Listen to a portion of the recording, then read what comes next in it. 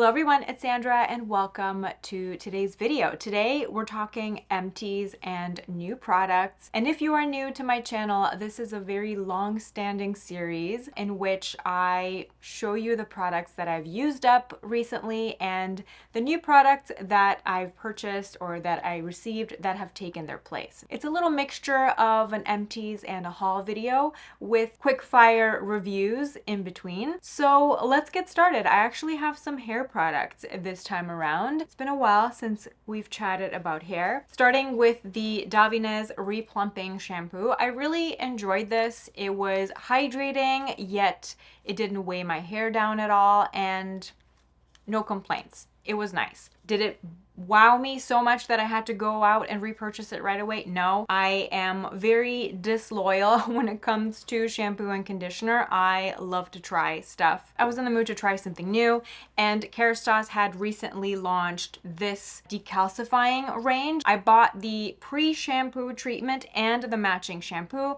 Got both of these at Sephora. I generally have really good results with Kerastase products. Their shampoo for color treated hair is really good, and I love their heat protectants. So this range seemed really interesting to me.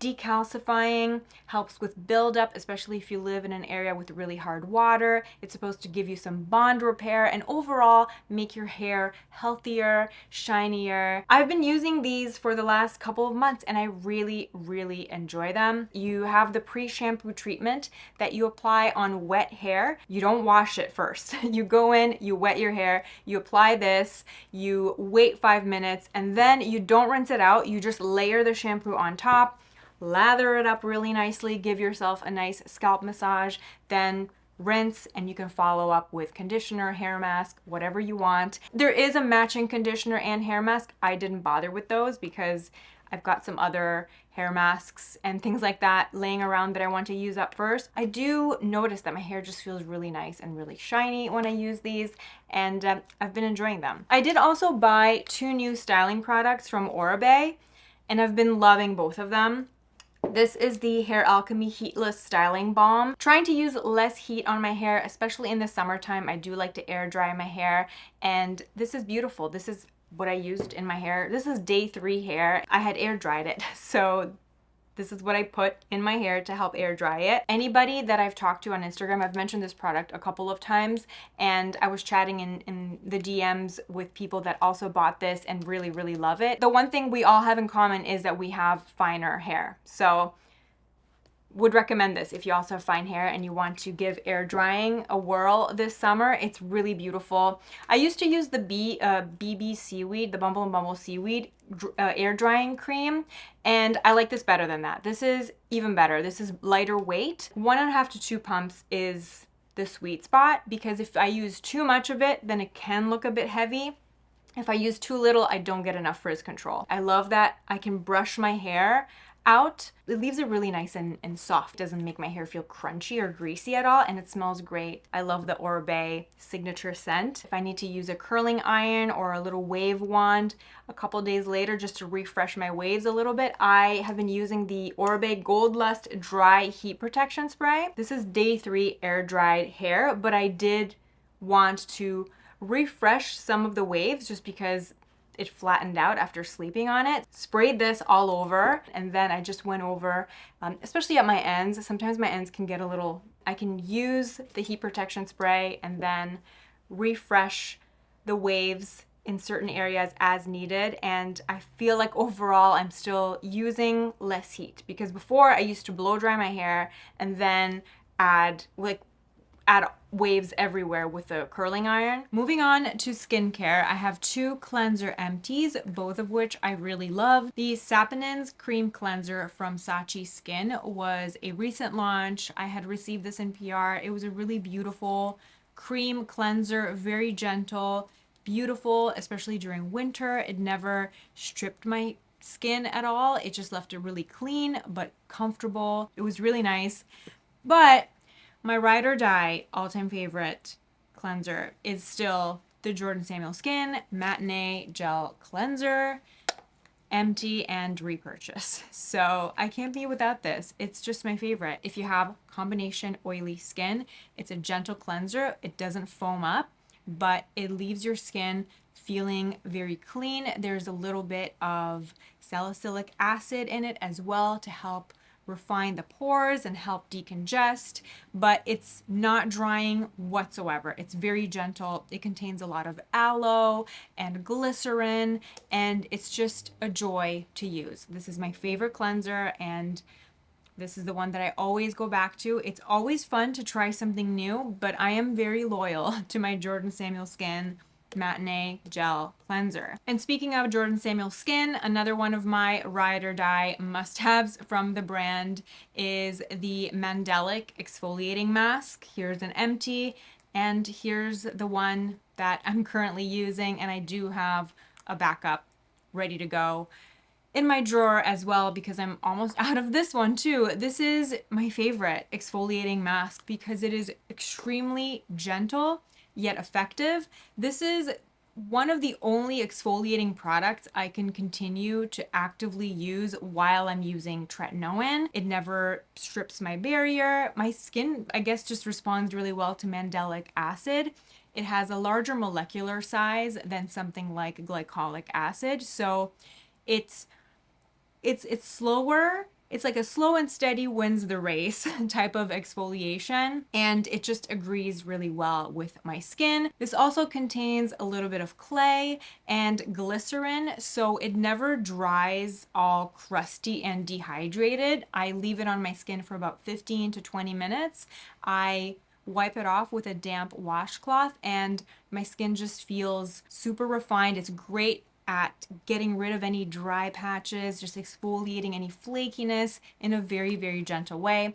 I use this about 2 times a week, 3 times a week as needed. If your skin can tolerate acids really, really well, this might be maybe too gentle for you. If you're, for example, a daily Biologique Recherche P50 user, this might be too light for you. I have 3 hydrating serum empties. All 3 of these were fantastic. They were all lightweight, easy to layer, fragrance free. They all did the same thing at different price points. The most expensive was the Skinceuticals Hydrating B5 Gel.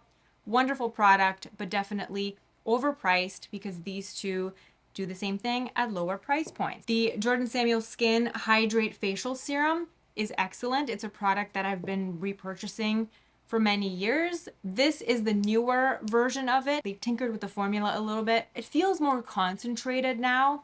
Before, I used to maybe use 2 to 3 pumps to get the hydration level I needed, and now I can get the same thing done with just 1 pump. In terms of texture, I have to say I prefer the Youth to the People Oasis serum just a tiny bit more. Penetrates and sinks in so much faster. There are also some extra peptides in here, although there's a peptide in here as well. In terms of ingredient, bang for your buck, Jordan Samuel Skin will never steer you wrong, but I did prefer the texture of this just a tiny little bit more. However, the new hydrating serum that I'm using right now, the Peach and Lily Glass Skin Serum, I like this better than all of them. Not to say that these are bad.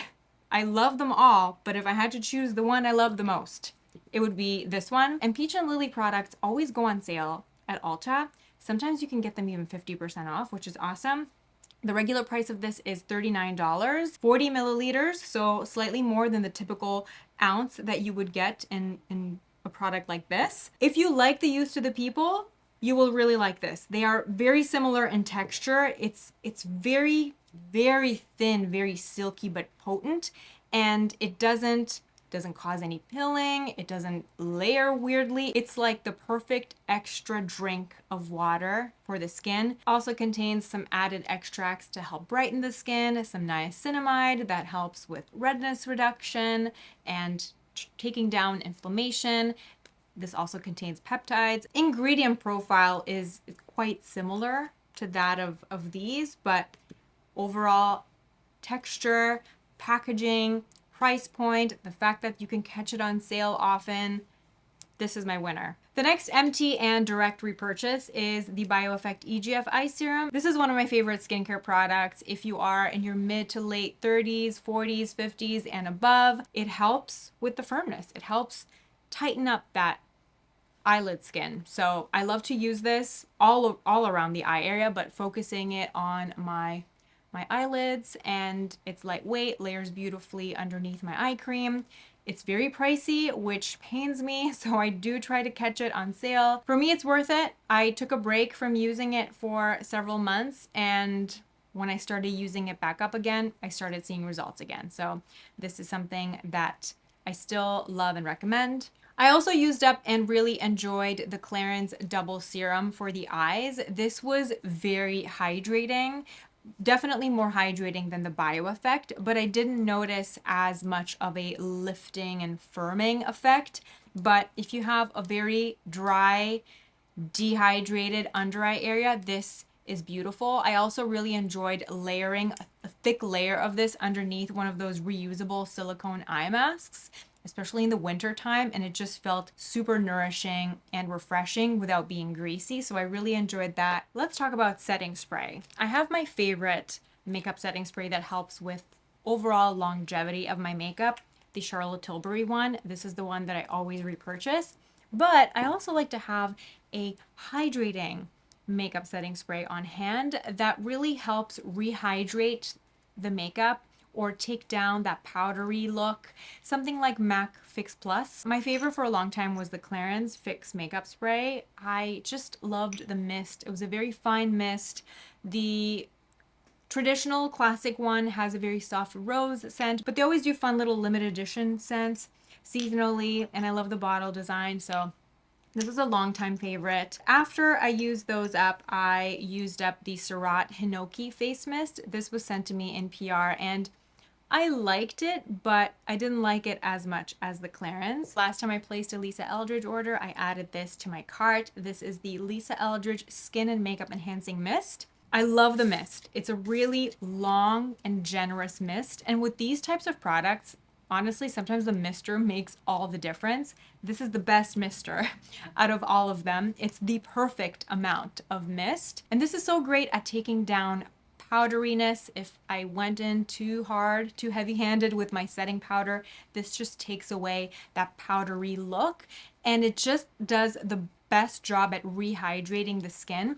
Sometimes, especially if I'm wearing a mineral sunscreen under makeup, as the day goes on, the zinc in the mineral sunscreen tends to dry out the skin a little bit. It is a bit of an astringent, and sometimes I find that around my mouth, my skin can just look a bit dehydrated. So the skin kind of sucks up any hydration from the makeup, and I'm left with little dots of makeup that I just rehydrate with a little bit of the mist, and then tap, tap, tap with a damp beauty blender, and I'm good to go. Not the most travel-friendly spray. I did take this with me when I was on a trip last month. Because it's like an aluminum can, it did get a bit dented during travel, but I really, really enjoy that mist. In the realm of body care, I used up 3 body lotions. The CeraVe Moisturizing Lotion is a great all-around face and body situation. It always does the job. Great for sensitive skin.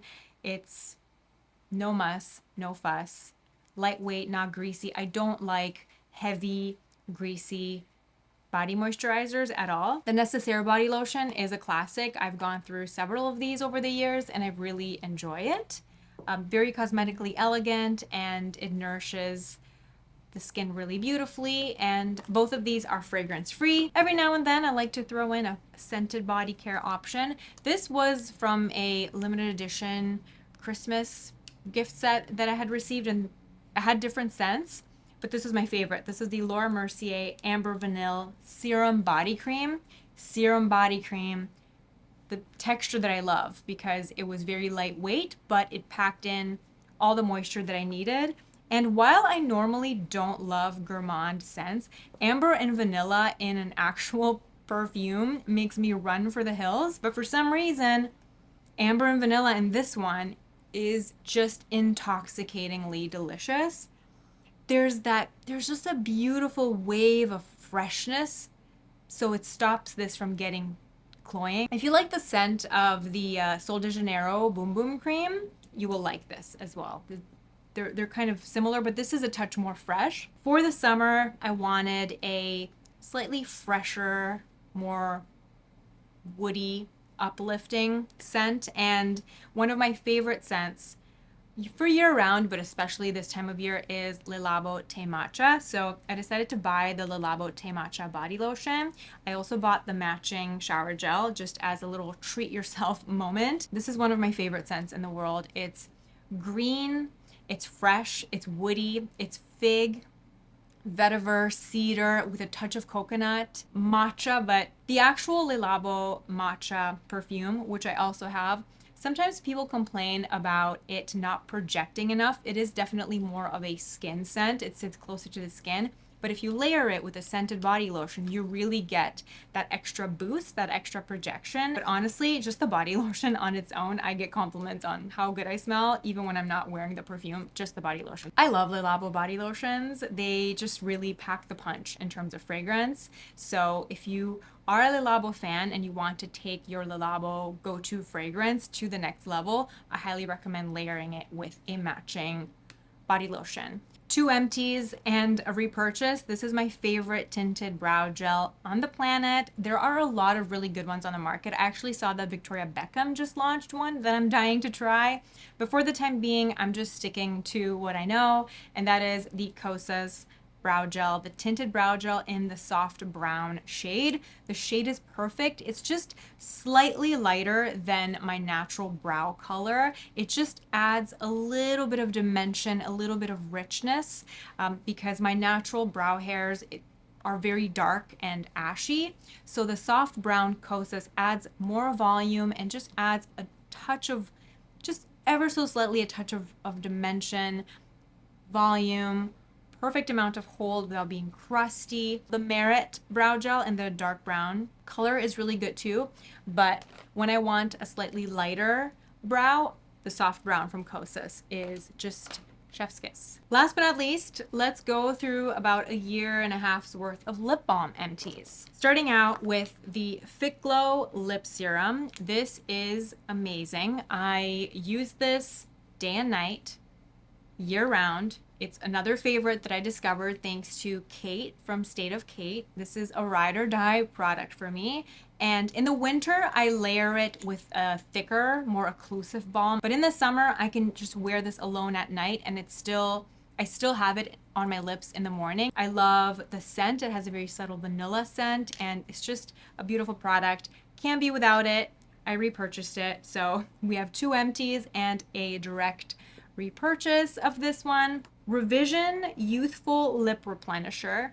This is very, very highly recommended by a lot of people that I really trust. I can see why people like this. This is very, very, very thick, but this was too thick, too much for me. I think maybe if I was just like a back sleeper, then this wouldn't be an issue, but I toss and turn in my sleep, and this is so thick and gloopy.